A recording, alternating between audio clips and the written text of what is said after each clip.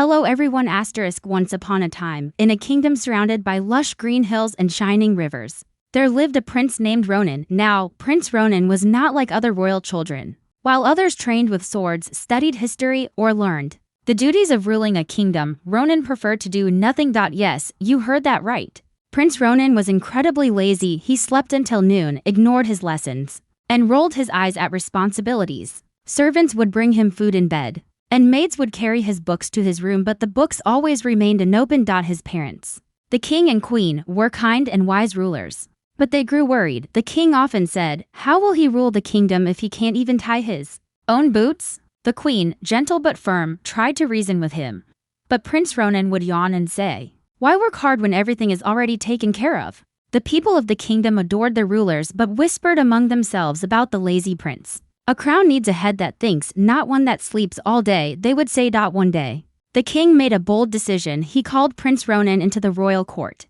The prince came, dressed in silk pajamas and yawning. The king stood and said, "Ronan, the time has come for you to prove your worth." The prince blinked. "What do you mean, father?" "I am sending you away from the palace," the king said firmly. "You must live like a commoner for 1 whole month. No servants, no gold, no palace. You will work, earn your meals, and return only when you learn the value of effort." The queen added softly, "This is not a punishment. This is a lesson, my son." The prince was speechless. "But how will I survive?" The king only smiled. "That, Ronan, is for you to figure out." And so, the very next day, Prince Ronan was sent to a small village far from the palace. Dressed in plain clothes, with only a small bag of essentials, he looked around the dusty roads and simple cottages with wide eyes. At first, Ronan tried to live the same lazy life. He lay under a tree, hoping someone would feed him, but no food came. His stomach growled. He knocked on doors, asking for help. Most villagers shook their heads. "We all work hard here," they said. "If you want to eat, you must earn it." Finally, a kind old farmer named Elias took pity on him.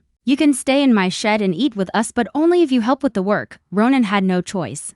The next morning, he woke before sunrise, something he had never done before, and followed Elias into the fields. The work was exhausting. Pulling weeds, lifting hay, carrying buckets of water, every muscle in his body ached. At night, he would collapse on the straw bed, too tired to even complain. Days turned into weeks. Slowly, something inside Ronan began to change. He started waking up on his own. He listened to Elias talk about crops, seasons, and life. He helped the farmer's daughter carry baskets to the market, and learned how to bargain with traders. He fixed fences, helped cook dinner, and cleaned his own clothes. For the first time in his life, Ronan felt something he had never known: pride in his own work. One evening, as they sat under the stars, Elias asked, "So, young man, what brought you here?" Ronan paused, then told him the truth. "I'm a prince. My parents sent me here to learn. I was lazy, I never thought I'd survive, but now, I'm different." Elias smiled. Hard work has a way of changing hearts. A few days later, a royal carriage arrived at the village. It was time for Ronan to return. The entire village gathered to say goodbye. Elias placed a strong hand on his shoulder and said, "Remember this place, and the strength you found here, back at the palace."